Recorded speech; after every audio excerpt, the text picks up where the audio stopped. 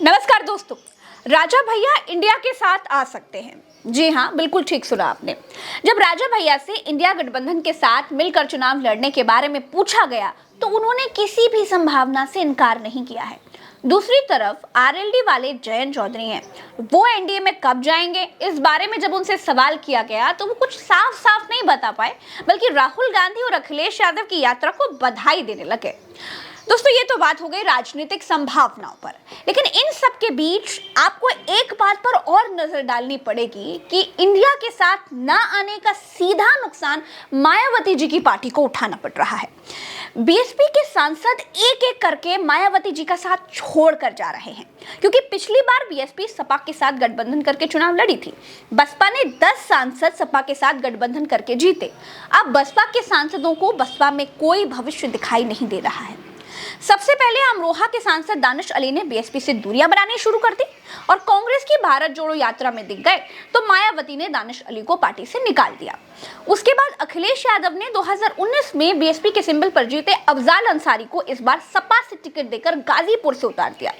दानिश अली भी इंडिया से ही चुनाव लड़ेंगे, ये बात तो तय है। और इतना ही नहीं, जौनपुर से सांसद श्याम सिंह यादव कभी भी कांग्रेस में शामिल हो सकते हैं, ऐसी भी खबरें आ रही हैं। और घोसी सांसद अतुल राय भी पाला बदलने की पूरी तैयारी में है। यानी दोस्तों, 2019 में जीते मायावती जी के सभी 10 सांसदों में बिखराव बिल्कुल साफ दिखाई दे रहा है। और हाँ, अंबेडकर नगर के सांसद रितेश पांडे बीजेपी में शामिल हो चुके हैं। लेकिन ऐसा हो क्यों रहा है? आखिर ये सांसद क्यों मायावती का साथ छोड़कर जा रहे हैं? तो जब हमने इस खबर को टटोला और इसके पीछे की वजह जानने की कोशिश की तो कई वजह पता चली। इन सांसदों की नाराजगी के पीछे कई वजह हैं, हम आपको एक एक करके बताते हैं। पहली वजह, इंडिया में शामिल ना होना। दोस्तों, बीएसपी के कई सांसदों का मन था कि बहन जी इंडिया अलायंस का हिस्सा बने और यूपी में कांग्रेस, सपा और बसपा मिलकर चुनाव लड़े, लेकिन मायावती इसके लिए हरगिज तैयार नहीं है। अभी भी कांग्रेस को ये उम्मीद है कि मायावती आचार संहिता लगने के बाद इंडिया के साथ गठबंधन करेंगी, लेकिन मायावती अपने सांसदों को कोई मजबूत संदेश नहीं दे पाई हैं। दूसरी वजह, मुस्लिम अब की बीएसपी के साथ नहीं। बीएसपी के सांसदों का बीएसपी छोड़कर जाने की जो दूसरी सबसे बड़ी वजह निकल कर सामने आ रही है वो ये है कि जब से कांग्रेस और सपा की यूपी में सीट शेयरिंग डन हुई है, तब से लोगों को बीएसपी के भीतर मोदी को हराने का मादा दिखाई नहीं दे रहा है। मायावती को लगता था कि दलित और मुस्लिम कॉम्बो उनको जीत दिला देगा, लेकिन कांग्रेस और सपा के साथ आ जाने से मुस्लिम वोटों में बिखराव की बात अब खत्म हो गई है। मुस्लिमों का एक बड़ा वर्ग सपा और कांग्रेस अलायंस के साथ नजर आ रहा है। ऐसे में बीएसपी के टिकट पर चुनाव लड़ना बहुत से नेताओं को सेफ नहीं लग रहा था और इसीलिए तमाम सांसद इन दिनों सपा और कांग्रेस नेताओं के संपर्क में हैं। तीसरी जो बड़ी वजह निकलकर सामने आ रही है वो ये है कि पुराने कैडर को टिकट, यानी कि दोस्तों, बीएसपी के सांसदों में बिखराव की तीसरी बड़ी वजह है कि इन 10 सांसदों को लगता था कि मायावती अगर इंडिया का हिस्सा बन जाती हैं तो हमारी सीट तो सेफ रहेगी, क्योंकि ये सिटिंग सांसद हैं। तो मायावती कम से कम गठबंधन में 10 सीटें तो हासिल कर ही लेंगी। लेकिन मायावती ने अलायंस नहीं किया और ऐलान किया कि वो सभी 80 सीटों पर अकेले लड़ेंगी। साथ ही ये इशारा भी कर दिया कि वो सिटिंग सांसदों के टिकट भी काट सकते हैं और संगठन के पुराने नेताओं को मौका दे सकते हैं। यानी इन सांसदों को अपने टिकट कटने का डर दिन रात सताने लगा और इसी वजह से इन सांसदों ने अलग अलग ठिकानों की तलाश करना शुरू कर दिया। चौथी जो बड़ी वजह निकलकर सामने आई है वो ये है कि चंद्रशेखर आजाद ने भी टेंशन बढ़ा रखी है। दोस्तों, बीएसपी के सांसदों में बिखराव की बड़ी वजह चंद्रशेखर आजाद भी हैं। यूपी में करीब 22% दलित वोटर हैं।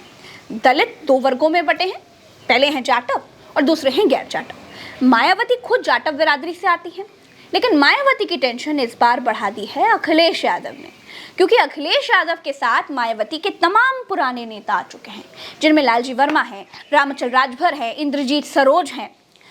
तो वहीं अखिलेश यादव ने फैजाबाद से दिग्गज दलित नेता अवधेश प्रसाद को भी उतार दिया है।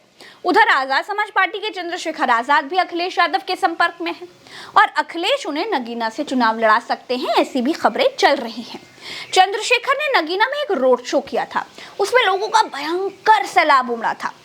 अगर चंद्रशेखर भी इंडिया अलायंस का हिस्सा बन जाते हैं तो ये मायावती के लिए बहुत बड़ी दिक्कत वाली बात होगी, क्योंकि चंद्रशेखर पूरी ताकत से पश्चिमी उत्तर प्रदेश में अपना आधार बढ़ाने में जुटे हुए हैं। साथ ही वो दौरा पूरे प्रदेश का कर रहे हैं और दलितों को अपने साथ जोड़ रहे हैं। यानी जिन दलितों पर मायावती अभी तक अपना एक छत्र राज समझती आ रही थी, अब अखिलेश यादव और चंद्रशेखर मिलकर उसमें सेंधमारी कर रहे हैं। पांचवी जो बड़ी वजह निकल करके आई वो ये है कि मुस्लिमों के बीच बी टीम वाली इमेज का होना। जी हाँ दोस्तों, मायावती के वोटों में बिखराव और सांसदों में भगदड़ का पांचवा कारण हमें ये दिखाई देता है कि मायावती कभी भी उपचुनाव लड़ने में यकीन नहीं रखती हैं। लेकिन यूपी में 2022 के विधानसभा चुनाव के बाद आजमगढ़ लोकसभा उपचुनाव में मायावती ने अपना प्रत्याशी उतार दिया। कांग्रेस और सपा दोनों ने बीएसपी पर बीजेपी की बी टीम होने के आरोप लगाए। मुस्लिमों और दलितों के बीच भी सपा ये मैसेज देने की कोशिश कर रही है कि बसपा को वोट देने का मतलब है बीजेपी की मदद करना। अब छठी वजह जो निकल करके आ रही है वो ये है कि मायावती नेताओं को वक्त नहीं देती हैं। दोस्तों, बसपा के सांसदों के बिखराव की छठी वजह मायावती का अपने नेताओं के लिए रूखा रवैया है। दोस्तों, बसपा के पदाधिकारियों की शिकायत बड़े लंबे वक्त से रही है कि बसपा में टू वे कम्युनिकेशन नहीं है, यानी मायावती तक कार्यकर्ता अपनी बात सीधे तौर पर नहीं पहुंचा सकते हैं, वो संवाद नहीं करते। बीएसपी के नेताओं के अंदर की एनर्जी जैसे 2014 के नतीजों की तरह बिल्कुल शून्य सी हो गई है। खुद मायावती के भतीजे आकाश आनंद भी बीएसपी संगठन को मजबूत करने की पूरी कोशिश में लगे हुए हैं, लेकिन बड़ी कामयाबी हाथ लगती हुई अभी तक दिखाई नहीं दे रही है। दोस्तों, यूपी में मायावती जी आज भी सियासत की बिल्कुल सेंटर पॉइंट हैं। मायावती इकलौती ऐसी नेता हैं जो एक दिन में लाखों लोगों को रैली में जोड़ सकती हैं, लेकिन नहीं मालूम कि क्या राजनीतिक मजबूरियां हैं कि वो पिछले 6-7 सालों से बिल्कुल शांत हैं। 4 बार वो उत्तर प्रदेश की मुख्यमंत्री रही, लेकिन आज वो राजनीति के किनारों पर खड़ी हुई हैं।